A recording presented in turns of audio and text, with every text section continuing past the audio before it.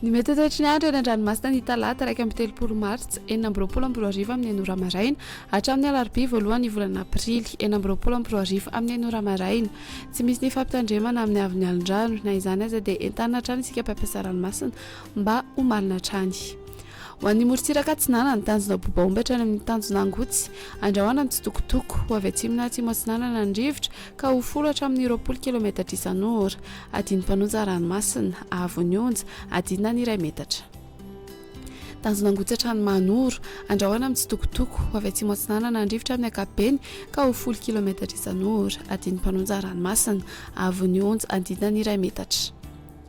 Manoratra ny taolaniaro, andrahoana vitsy ho avy avaratra atsinanana na avaratra ny rivotra ka ho folo hatramin'ny 20 kilometatra isan'ora, hahatratra 30 kilometatra isan'ora ny atsimon'ny vangain-drano, anonjaben'ny ranomasina avy onja adinina ny 1,10 metatra.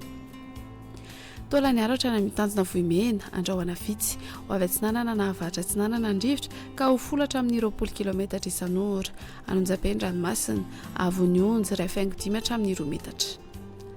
Ho an'ny morontsiraka andrefa ny tanjona vohimena hatrany amin'ny tanjona ankabo omaina amin'ny ankapobeny ho avy atsimona atsimotsinana ny rivotra ka ho folo hatramin'ny 20 kilometatra isan'ora, hahatratra 30 kilometatra isan'ora indraindray ny any atsimony ampany, adiny mpanonjana anonjaben'ny ranomasina avy onja 1 hatramin'ny 1,10 metatra ny any avaratra intampolo, hahatratra 2 metatra indraindray ny any ankafa. Tanjona kaboatra amin'ny tanjona vilanandro, anorana tandrifindrahona mahalana ny manamorona ny melaka, andrahoana mitsitokotoko ny any ankafa, ho avy atsinanana ny rivotra ny maraina ka ho 10 kilometatra isan'ora, ho avy andrefana ny tolakandro ka ho 10 kilometatra isan'ora, adiny mpanonja ranomasina avy onja 10 hatramin'ny 1 metatra. Tanjona vilanandro hatrany alalalava, izy tandrifindrahoana mety arahin-kotroka, ho avy atsimotsinanana ny rivotra ny maraina ka ho folo hatramin'ny 20 kilometatra isan'ora, ho avy avaratra andrefana kosa ny tolakandro ka ho 10 kilometatra isan'ora, ho toy ny ranomasina avy onja ho latsaky ny 10 metatra.